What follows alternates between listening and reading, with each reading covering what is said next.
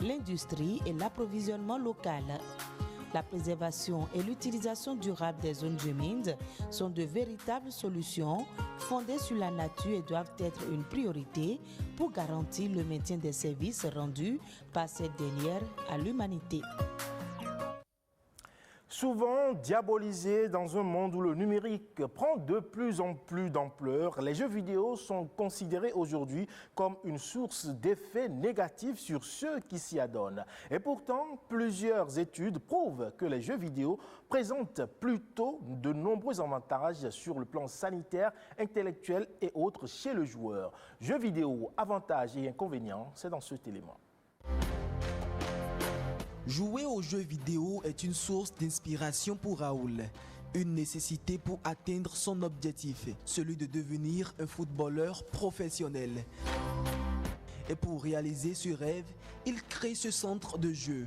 Le but visé par ce jeune est de se divertir tout en copiant quelques techniques du football qu'il met en pratique dans la vraie vie. En réalité, j'aime jouer le football. D'abord, la personne qui m'a inspiré pour le football, c'est Cristiano Ronaldo. C'est l'idée du football qui m'a conduit vers l'ouverture d'une salle de jeu. Les jeux m'amènent à me surpasser dans la vie active. En jouant, je tire des choses du jeu et qui, grâce au travail, j'essaie de les pratiquer. Jouer aux jeux vidéo présente aujourd'hui de nombreux avantages comme stimuler la réflexion, apprendre la stratégie et l'habileté. Tout jeu vidéo est construit sur le principe de la persévérance. Ça amène l'apprenant ou bien celui qui s'adonne à ce jeu à avoir la capacité de franchir des étapes.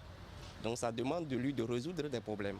Cela fait qu'il est obligé de chercher des solutions par lui-même à un problème qu'il rencontre sur le jeu. Et donc c'est des obstacles que le jeu lui présente. Donc le jeu peut améliorer la capacité de cognition et donc l'aspect intellectuel des sujets.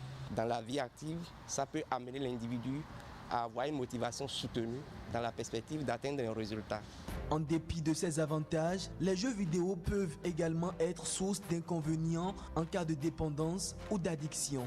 Lorsque le joueur ne sait pas sélectionner les moments de distraction, ça peut concourir à d'énormes pertes de temps. Et surtout pour les jeunes, ils délaissent les activités scolaires et pédagogiques et ça peut entraîner la baisse de rendement, l'échec scolaire, parfois le décrochage ou même des comportements délinquentiels ou antisociaux. Parce que la violence ou bien les différents scénarios qu'on observe dans le jeu peuvent, n'est-ce pas, soumettre le sujet à des conduites qui l'amènent à développer de la violence, qui l'amènent à développer de l'agressivité, qui l'amènent à développer les conduites suicidaires. Il faut jouer, il faut modérer et il faut choisir les types de jeux qui puissent participer à la construction de la personnalité de l'apprenant. C'est en cela que les adultes et les parents qui s'y connaissent doivent intervenir et accompagner le jeune dans le choix et dans les moments de jeu. S'il est vrai que la pratique des jeux vidéo est saine et ludique pour 95% des joueurs, il est essentiel de faire attention à ces risques sur la santé du joueur. Et on parle à présent de cet organisme qui veille à offrir un foyer aux enfants en détresse dans plus de 135 pays du monde. SOS Village d'enfants. Il offre un environnement favorable aux enfants et favorise même leur éducation ainsi que leur insertion professionnelle. Quelle est donc concrètement la mission de cet organisme? Explication. Aujourd'hui, ils sont au nombre de 2302 enfants que nous prenons en charge. Et notre travail ne finit que le jour où ces enfants ont un premier job pour pouvoir être autonomes. Alors, pour ces enfants qui ont perdu la prise en charge parentale ou qui risquent de la perdre, ce que nous faisons, c'est que nous leur offrons des solutions pour qu'ils se développent. D'abord, il y a ce que nous appelons la prise en charge de remplacement. De quoi il s'agit? Il s'agit d'offrir un environnement familial aux enfants qui n'en ont pas. Les enfants orphelins, les enfants abandonnés qui n'ont personne, sont amenés dans les villages d'enfants SOS où ils retrouvent une mère, de nouveaux frères et sœurs, une nouvelle maison et une communauté pour se développer. Ils vont à l'école et ceux qui n'évoluent pas bien sur le plan scolaire sont orientés vers des centres d'apprentissage.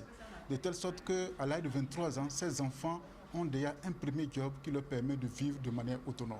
En dehors de ça, pour les enfants qui ont un parent vivant, un frère, un cousin, un oncle, ils peuvent rester dans leur famille nous les soutenons dans leur famille et nous faisons en sorte que leur tuteur soit capable de s'occuper d'eux.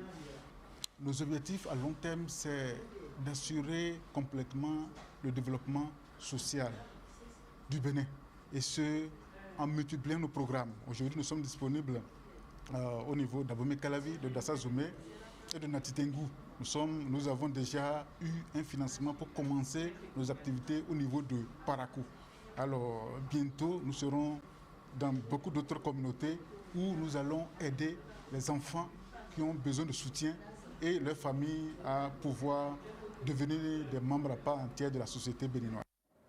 Hors de nos frontières à présent, en Afrique du Sud, un centre de soins a ouvert ses portes pour permettre aux enfants autistes de faire face aux troubles autistiques. C'est un exercice qui leur permet de sortir de leur zone de confort. Suivons cet élément de nos confrères de France 24.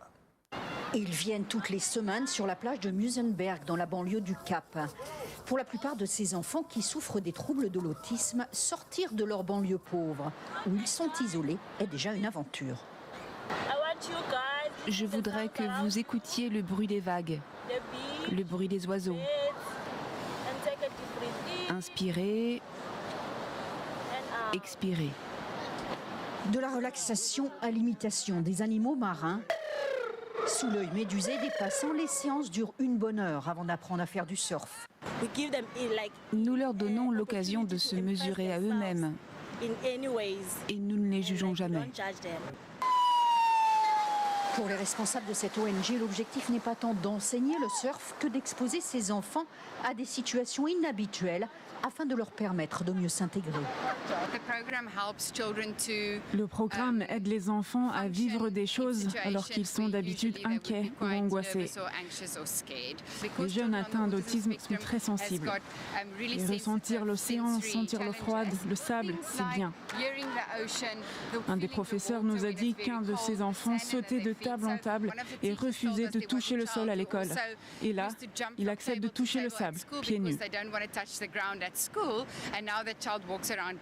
1700 enfants sont suivis en Afrique du Sud. L'ONG a aussi des partenaires au Libéria, en Sierra Leone ou en Somalie qui reproduisent cette thérapie sur un continent où le traitement clinique est inexistant.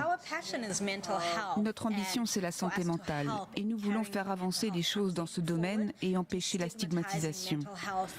Nous voulons aussi proposer des services de qualité. Je crois que c'est ça, c'est ce que nous faisons. Ces thérapeutes n'ont pas pour but d'agrandir indéfiniment leur organisation, mais de faire une différence dans la vie de chaque enfant, de leur permettre de mieux surmonter les vagues que l'avenir leur réserve. Et c'est donc tout pour ce 12h45 que vous pouvez retrouver sur le site de l'ORTB, www.ortb.bj. Portez-vous bien et à la prochaine.